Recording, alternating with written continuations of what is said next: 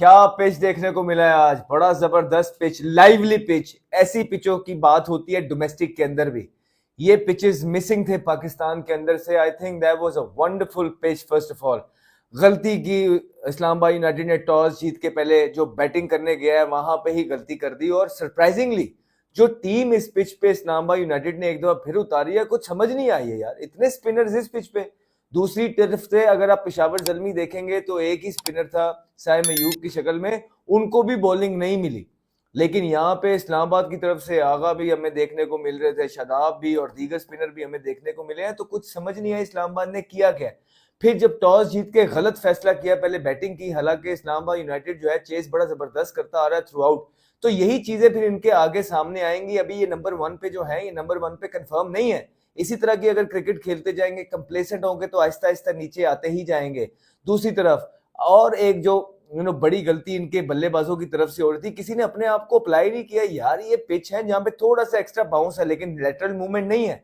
वहां पे आप हॉरिजॉन्टल बैट से पुल शॉट परहेज करते हैं, कट शॉट की तरफ ज्यादा जाते हैं और अपने एरिया में जो बॉल आता है वो लगता है और जाता है। लेकिन हमने देखा कि जैसे ही थोड़ा सा स्पाइस आ जाए या कोई भी बॉलर तेज बॉलिंग कर रहा हो, पाकिस्तानी बल्लेबाजों के जो है ना ड्रेसिंग रूम के अंदर भी टांगे कांपने अक्सर लग जाती हैं। और आज यही देखने को मिला। एक दफा फिर किसी ने अपने आप को अप्लाई नहीं किया इस्लामाबाद यूनाइटेड की तरफ से, मां सिवाय साहिबजादा फरहान जो फाइट करते हुए नजर आए, जिन्होंने 35 किया, बॉल टू बॉल किया लेकिन एटलीस्ट फाइट शो की। दूसरी एक और जो गलती हुई है इस्लामाबाद यूनाइटेड की तरफ से, यार आप लोग थोड़ा इंतजार तो करते हैं। उनके पास एक बॉलर शॉट खेलते हैं, साइम अयूब, हुसैन तलत। जब तक इन्होंने यहाँ पे वो उसको साइम अयूब और हुसैन तलत को यूटिलाइज करना था, आप लोग तो सारे ड्रेसिंग रूम में बैठे हुए थे।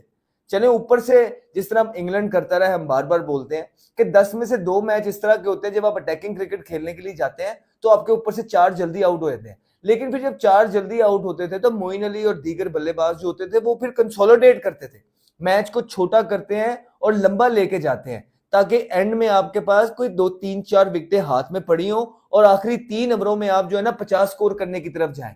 वो भी आपने नहीं किया। एक के बाद एक आप आ रहे हैं और मारी जा रहे हैं। कप्तान फिर अगर वो बैट्समैन अपने आप को कहते हैं तो यहाँ रिस्पॉन्सिबिलिटी लेने का टाइम था, या शादाब को खड़ा होना था।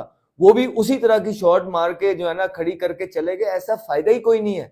आप उनके बॉलर जो पार्ट टाइम है उसका तो इंतजार करें, साइम या हुसैन तलत का। उसको 60 70 करने जाएं और उस पर अगर 60 70 करने जाते हुए 2 3 विकेटें भी 2 को ले जाए वो तो इट्स ओके।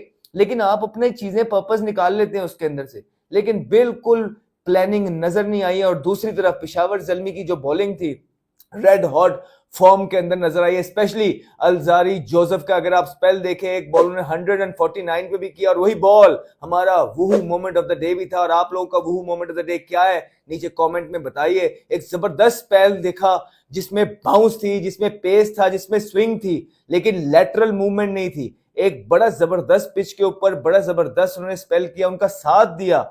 इस्लामाबाद यूनाइटेड के बल्लेबाजों ने जिस तरह के शॉट मारे हैं, लेकिन मजा आया उनको देख के। मजा आ रहा था वुड को देख के। टैपा ने आके जो है, मेयर ने आके अटैक करना जहां, वुड को जो है अटैक किया, 2 को बाउंड्रियां ली लेकिन वो लंबा नहीं जा सके, जिसकी बदौलत उनकी विकेट गिरी। और फिर विकेट पे विकेट ही गिरती गई। और जब विकेट पे विकेट गिरती जाएगी और कोई एक बल्लेबाज भी, 4 बल्लेबाज जब आउट हो गए थे, लंबा लेके नहीं जाएगा तो फिर कुछ इसी तरह का ही होना था। फिर आप देखिए कि मोहम्मद अली जो कि पहले मुल्तान सुल्तान में थे और जैसे ही मुल्तान सुल्तान ने उनको रिलीज किया, मुल्तान सुल्तान बॉटम पे आकर खड़ा हुआ और इस दफा जो है वो यहाँ पे खेले। पेशावर जल्मी की तरफ से भी उनको अपॉर्चुनिटीज नहीं मिली क्योंकि पाकिस्तान से उनको अपॉर्चुनिटीज मिली और वहां कोई इतना वो इम्प्रेस करने में नाकाम हुए। लेकिन ये पेज जिस पे गैस मौजूद थी वहां पे उन्होंने आके एक अच्छा स्पेल किया और अच्छी बॉलिंग की, जबरदस्त बॉलिंग की। पहले ओवरों में 15 हुआ लेकिन उसके बाद जो कम बैक उनके 3 ओवर थे, बड़ा जबरदस्त उन्होंने बॉल किया, इंप्रेस किया अपनी बॉलिंग से। आज होपफुली वो पेशावर के लिए इसी तरह ही करते रहेंगे। और पेशावर जल्मी अभी पूरी तरीके से बाहर नहीं है, ये बात आप जान लीजिए। पेशावर जल्मी के लिए अपने एटलीस्ट 4 मैच जीतना जरूरी था, जिसमें से वो आज का जीत गए, अगले 3 भी जीतना जरूरी है। अब बाकी टीमों पे भी डिपेंड करेगा कि मुल्तान सुल्तान किसी और को सरप्राइज करने में अगर क्वेटा को वो हरा देते हैं, जिससे भी उसके साथ मैच रह गए मुल्तान के, वो हराता है तो पेशावर जल्मी के और रास्ता बनता ही जाएगा, जो कि बड़ी मुश्किलात पैदा कर देगा किसी और एक टीम के लिए। तो पेशावर जल्मी के लिए जो इंपॉर्टेंट चीज थी, एक हॉरिबल स्टार्ट के बाद जो उन्होंने लिया, वो बहुत जरूरी थी। और जो फिर ओवन, देखिए हम बात करते रहे ओवन की, आज आपने उसको ओपन कराई है, उसने पहले ही बॉल पे जो है ना मेयर को छिक्का मारा है। यही तो बात है, यही तो इंटेंट है। यही आप लोग का कोई प्लेयर खेल रहा होता तो उन्होंने क्या करना था जी, विकेट वो पहले से, क्योंकि पिछली टीम जो है आउट हुई थी, स्पाइस था पिच पे, उनको तो कुशन मिल जाना था। उन्होंने ठक ठक ठक ठक, और दूसरे आते हैं, वो टैग करने जाते हैं, आउट इंसान होता है। लेकिन आप उनका इंटेंट तो देखें, इरादा तो देखें। आप देखें किस माइंडसेट के साथ दुनिया के प्लेयर आ रहे हैं। और आपके जो सीनियर प्लेयर हैं वो आज भी ठीक है, दूसरी बॉल पे वो आउट हो गए, कोई मसला नहीं है। जब इंसान मारने जाता है, इंटेंट शो करता है, आउट भी होता है। लेकिन उन्होंने आते ही पहली बॉल पे छिक्का मारा, अपना इरादा जाहिर किया। उसके बाद अब बाबर आजम आए, बाबर आजम आके अपनी चीजें करते, लेकिन ये थी एक डिफरेंस जो देखने को मिला। ओवन नीचे मेरे ख्याल से जाया ही हो रहे थे, वो बिल्कुल जाया हो रहे थे। और जो है ना, उन्होंने हॉरिजॉन्टल बैट खेले, उन्होंने भी वही शॉट खेला जो इस्लामाबाद यूनाइटेड के प्लेयर खेलने जा रहे थे। तो यहाँ पे इस पिच के अंदर जो है ये वाला शॉट नहीं लग रहा है। आपने अपने आप को रूम देके या इधर या सामने खेलना है, बुरे बॉल का इंतजार करना है। लेकिन दोनों टीमों की तरफ से अर्ली हमें थोड़ा देखने को मिला कि मसले आए हैं। तो यही एक बात है, पेशावर जल्मी के लिए बड़ा खुशाइंद है कि उनकी बॉलिंग, एक चीज पेशावर जल्मी थोड़ा मिस किया है। देखिए, अली रजा फ्यूचर प्रोस्पेक्ट है पाकिस्तान क्रिकेट टीम का, और सुनने में आ रहा है कि उनका नाम भी पाकिस्तान टीम के लिए बजने लग गया है। अब इन हालातों के अंदर जब आप उसको ड्रॉप कर देंगे तो कैसे चलेगा? कौन मतलब उनको फिर खिलाएगा? क्या वो लोग अपना टाइम भूल गए हैं जब ये टीम के अंदर आए थे, जो आज टीम के कप्तान है या बड़े सीनियर प्लेयर हैं? जब वो टीम के अंदर आए थे तो उनको किस तरह 19वें ओवर में भी वो सिंगल लेते थे, किस तरह सपोर्ट मिलती थी। तो अब इस तरह वो सपोर्ट कर रहे हैं कि एक बुरा गेम चला जाता है किसी भी प्लेयर का, उसके बाद अब उसको बिल्कुल ड्रॉप कर देते हैं। और लड़का 136 पे बॉल करता है, वो लड़का तेज बॉलिंग करता है, लेकिन आपने एक मैच उसका थोड़ा ऊपर नीचे हुआ है तो जो है आपने ये कर दिया। सो ये थोड़ी चीजें थी जो देखनी है। दूसरी तरफ से बड़ा जबरदस्त तरीके से जो है ना, आई थिंक एक बड़ा परफेक्ट मैच था पेशावर जल्मी के लिए, जो कि बहुत जबरदस्त खेला है, जिसकी बॉलिंग स्पेशली, चेस पे तो टोटल थोड़ा ही था, लेकिन जिसकी बॉलिंग बहुत जबरदस्त थी। आज ओवरऑल मैच का मजा आया देखने में। लेकिन इस्लामाबाद यूनाइटेड दूसरी तरफ बिल्कुल ऑफ नजर आया। पिछले मैच के अंदर भी रस्टी लग रहे थे, पिछले मैच के अंदर भी लग रहा था कि चीजों को कंप्लेसेंट ले रहे हैं। शाबाश माज सदाकत, शाबाश। बड़े अरसे के बाद कोई इमर्जिंग बैट्समैन पीएसएल में देखने को मिला है जिसका कॉन्फिडेंस, उसका एटीट्यूड, उसका अग्रेशन, बहुत सालों के बाद, बहुत साल पहले की बात है कि हैदर अली जब पेशावर जल्मी के लिए खेले थे तो एक हमेशा अगर हम पीएसएल में देखते हैं ना, इमर्जिंग कैटेगरीज में हम मोस्टली टीमों को देखते हैं तो हमें फास्ट बॉलर्स मिलते हैं, कभी इक्का दुक्का में कोई स्पिनर नजर आ जाएगा, बहुत कम होता है। लाहौर ऑब्वियसली अपने एक नेम को कैरी कर रही है एज ए बैट्समैन, मगर वो भी हमने देखा कि पूरे टूर्नामेंट में शायद उन्होंने एक आधा 50 किया, स्ट्रगल करते नजर आए हैं। अगर हम पिछले सालों में जाते हैं तो एक दफ़ा पेशावर जल्मी की तरफ से हैदर अली ने जब as an emerging player debut किया था तो वो एक ग्लिम्स दिखाई थी कि पहली दफ़ा कोई एमर्जिंग कैटेगरी में एक बैट्समैन हमें इस तरह का नजर आया था जो हमें लगा था कि यार he is one for the future. माज सदाकत इवन दो एक एमर्जिंग क्रिकेटर के तौर पे खेल रहे हैं, लेकिन हमने पूरा डोमेस्टिक सीजन इनको फॉलो किया है। जिस तरीके से इन्होंने 4 डे क्रिकेट में, चैंपियंस कप T20 में, नेशनल T20 में परफॉर्मेंसेस दी थी, और जो इनका स्टाइल ऑफ प्ले है, even though he is an opening batsman, अगर आज 5 नंबर पे खिलाया गया, उस टाइम पे आए जब पेशावर जल्मी वॉज इन ट्रबल। देखें, देखने में आपको बोर्ड पे लगेगा 145 का टारगेट, बट ये जो लाहौर की ये पिचेज है ना, इस दफ़ा ये वो पिचेस नहीं है कि आप 170 करेंगे तो दूसरी टीम आराम से आके चेस कर लेगी। जो पहले 7-8 ओवर्स में हमें यहाँ पे सी मूवमेंट देखने को मिल रही है ना, अगर आपके पास ऊपर अच्छे टेक्निकल प्लेयर्स नहीं है तो you could be like 40 for 6, 40 for 7।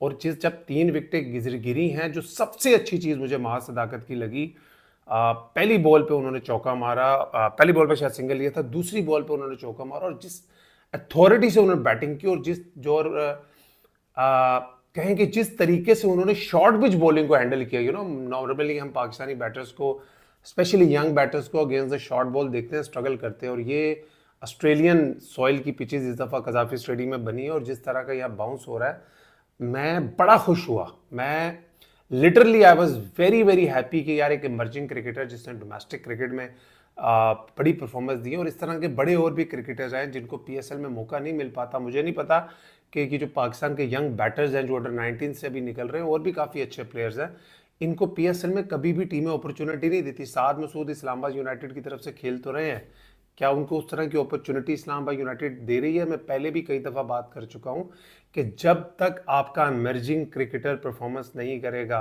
You will struggle in big games, क्योंकि आप 11 लड़कों की टीम को 10 लड़कों से नहीं हरा सकते। इस्लामाबाद मोहम्मद शहजाद को आधे टूर्नामेंट में खिलाया, उन्होंने साद मसूद को आधे टूर्नामेंट में खिलाया, they have not used them.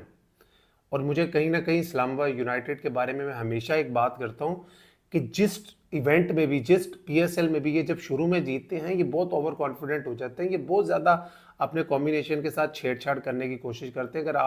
अगर आप इनका थ्रू आउट द टूर्नामेंट देखें, कभी हैदर अली को ला रहे हैं, एक आधा मैच खिलाते हैं, 2 मैच बाहर बिठा देते हैं, कभी इमाद वसीम से नया बॉल कराते हैं, नसीम शाह और मेरेडिथ के होते हुए अगर आप कायल मायर से नया बॉल करवा रहे हैं, तो आई डोंट नो आप लोग क्या करना चाह रहे हैं यार। अगर नसीम शाह जैसा बॉलर आपके पास इन पिचेस पे मौजूद है और आप उससे नया बॉल नहीं करा रहे, तो I don't know what are you trying to prove. और इतने ज़्यादा एक्सपेरिमेंट अगर आप करेंगे ना सर, पीएसएल एक इस तरह का टूर्नामेंट है, यहाँ पे सारी टीमें ही अच्छी होती हैं सर। सिर्फ 6 टीमें पूरे पाकिस्तान से बनती है, सब टीमों में इतनी एबिलिटी होती है कि वो ऑन द डे किसी भी टीम को हरा सकती है। अगर इस्लामाबाद यूनाइटेड किसी खुशफहमी का शिकार है कि वो शायद बड़े हो गए हैं दूसरी टीमों से, उन्होंने 5 मैच जीत के क्वालिफाई कर लिया है, तो मैं उनको ये बता रहा हूँ, ये अंदिया दे रहा हूँ कि पीएसएल भाई इस तरह का टूर्नामेंट है, यहाँ पर आप 4 लगातार मैचेस जीत भी सकते हैं एंड पे, और 4 लगातार हार भी सकते हैं। कहीं ये ना हो कि एक आधा मैच आप और हारे, आपको लेने के देने पड़ जाए। अभी आप कहीं ना कहीं सोच रहे हैं हम तो टॉप 2 में पक्के हैं। भाई जलमी भी 6 पॉइंट पे आ गई है, कराची की फॉर्म आपने देख ली है, कोयटा की फॉर्म आपने देख रही है, लाहौर की फॉर्म आपने देख ली है। कहीं ऐसा ना हो कि आप टॉप 2 से हाथ धो बैठे। मुझे अभी भी याद है 2 साल पहले जब मैं इस्लामाबाद यूनाइटेड से खेला था, पहले 5-6 मैच डोमिनेट किया था इस्लामाबाद यूनाइटेड ने, और even though I was not playing, but her match में 3 तब्दीलियां, 4 तब्दीलियां, और उसके पीछे माइंडसेट ये होता था कि यार हमने प्लेयरों को फ्रेश रखना है फॉर द प्ले ऑफ। तो भाई पहले आप टॉप 2 में तो जाएं। उस साल भी हुआ, 6 मैचों में से 5 मैच जीते हुए थे, 7 मैचों में से 6 मैच जीते हुए थे, आखिरी 3 मैचों में से इनको 1 मैच जीतना था to get in to the top 2। इन्होंने क्या किया, एकदम ही 6-7 लड़के चेंज कर दिए, अपने जितने मेन बॉलर से उनको रेस्ट करा दिया कि हम तो जीत जाएंगे, हमारे पास तो जो भी स्क्वाड है, हम अपने लड़कों को प्ले ऑफ के लिए फ्रेश कराते हैं। क्या हुआ, आप 1 मैच हारेंगे, आप दूसरा मैच भी हार गए, फिर आखिरी मैच में आपने पूरी टीम बनाई कि नहीं अब हम जीतेंगे, आप वो मैच भी हार गए। और ये पीएसएल ऐसा टूर्नामेंट है, और कोई भी T20 फ्रेंचाइज का जो टूर्नामेंट होता है वो ऐसा टूर्नामेंट होता है, once you get into the losing habit, especially जब बिजनेस एंड की तरफ आप जा रहे हैं, then it's very hard to come back. और यही होता है, हम हमेशा कहते हैं जो टीमें आखिरी 3-4 मैचों में रिदम पकड़ती हैं ना जीतने का, मोस्ट प्रोबेबली वही ज़्यादा के टूर्नामेंट जीतते हैं। तो इस्लामाबाद यूनाइटेड के पास अभी टाइम है, अभी उनके पास 3 लीग गेम्स पड़े। मेरा उनको मशवरा है कि ये आप एक कॉम्बिनेशन भाई अपना 11-12 लड़कों का ढूंढ लो, बैटिंग ऑर्डर का कॉम्बिनेशन ढूंढ लो और उसके साथ चलो 12 लड़कों के। यार आप क्यों इतना पिक एंड चूज करते हो? एक सीजन दरमियान में ऐसा आपका गुजरा था जिसमें आपके 7-8 लड़के इंजर्ड हो गए, उसके बाद आप इतनी चेंजिंग्स करने लग गए हो, इतने ओवर कॉन्फिडेंट हो गए हो।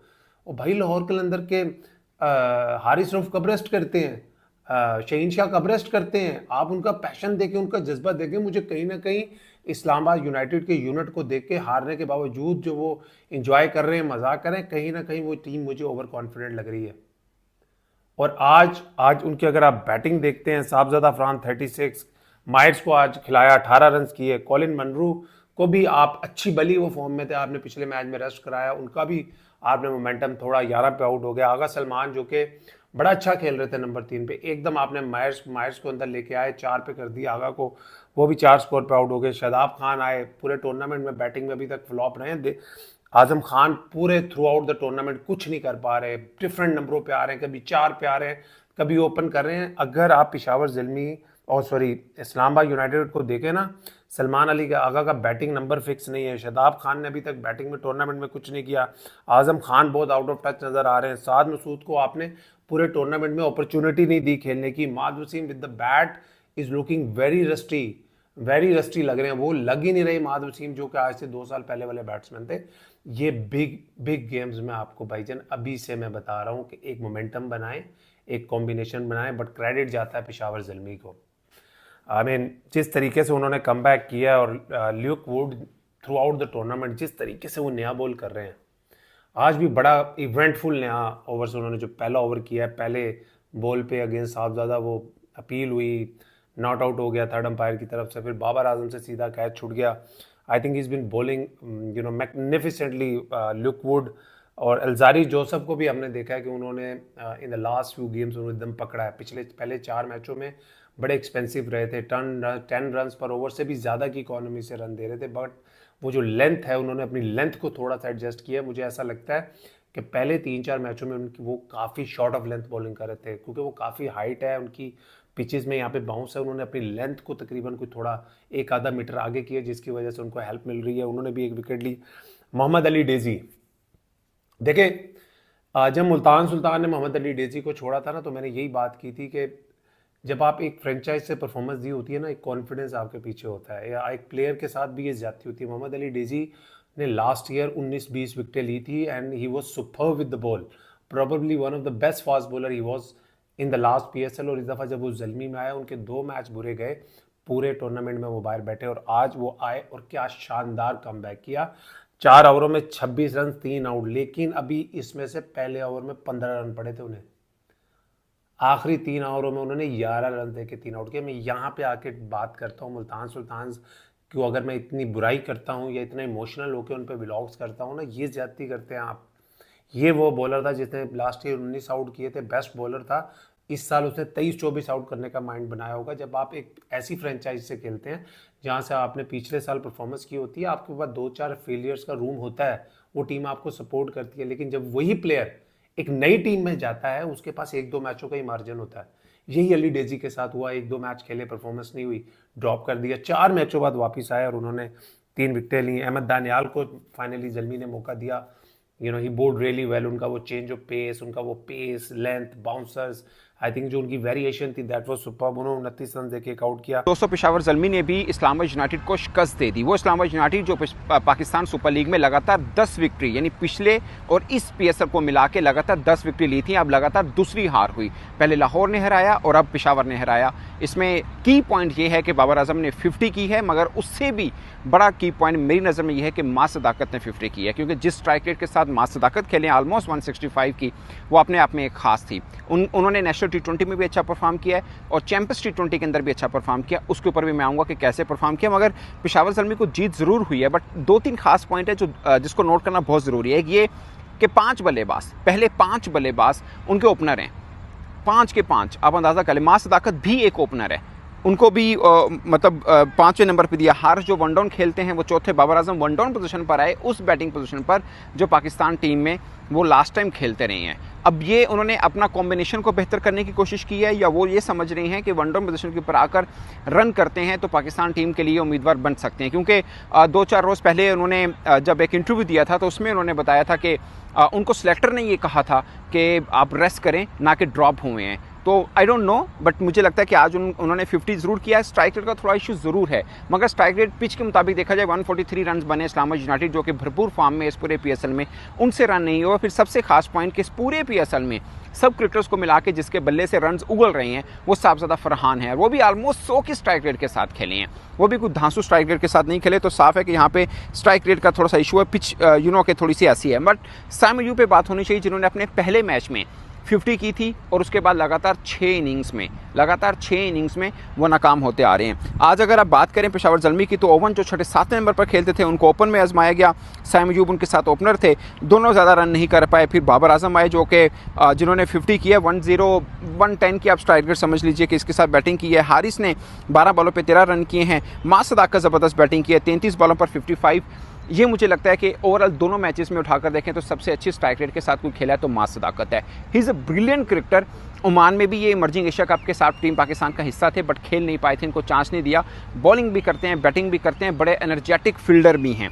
बट पाकिस्तान सुपर लीग में जहाँ पर बड़े क्रिकेटर्स के साथ ज्यादती होती है, वहाँ पर मां सदाकत का नाम भी है। और भी बहुत से क्रिकेटर्स हैं, मोहम्मद इखलाक हैं जो लाहौर कलंदर्स में हैं, बट उनको चांस नहीं मिल रहा। हसीबुल्ला को नहीं मिल रहा, और भी कोटा में तो खैर बहुत से ऐसे क्रिकेटर जिनको चांस नहीं मिला। मोहम्मद अली को भी आखिर पेशावर ज़ल्मी ने चांस दी है, मगर उनको भी मतलब पहले 2 में शायद 8 ओवर में 100+ रन बन गए थे और उसके बाद उनको चांस नहीं मिला। और अब जाके चांस मिला, और मास सदाकत को भी शायद अली रज़ा की जगह पर चांस उस तरह से, खैर अली रज़ा के शायद मोहम्मद अली भी फिट इन हुए हों, बट पॉइंट इस कि कोई इंजरी हुई उसकी वजह से इनको भी चांस मिला। अदरवाइज मुझे ज़्यादातर पे लगता है कि मुल्तान सुल्तान ने गलती की कि उनको आकिफ जवेद मिला, उनको लगातार चांस नहीं दिए। यहाँ पर पेशावर ज़ल्मी ने मोहम्मद अली को चांस नहीं दिया। पेशावर ज़ल्मी के अंदर ही 3 स्पिनर खड़े हैं जिनमें से तीनों पाकिस्तान खेल सकते हैं, लेकिन 2 का तो मैं मानता हूँ कि आरिफ यकूब को पाकिस्तान टीम में होना चाहिए। He is brilliant. Sufiyan Muqeem, Mehran Mumtaz, ये तीनों तगड़े स्पिनर हैं, तीनों पाकिस्तान टीम का हकदार बनते हैं, मगर वो पेशावर ज़ल्मी के हकदार नहीं। ये मैं समझ नहीं पाया कि ऐसा क्यों है कि पेशावर ज़ल्मी की टीम की तरफ से वो नहीं खेल पा रही हैं।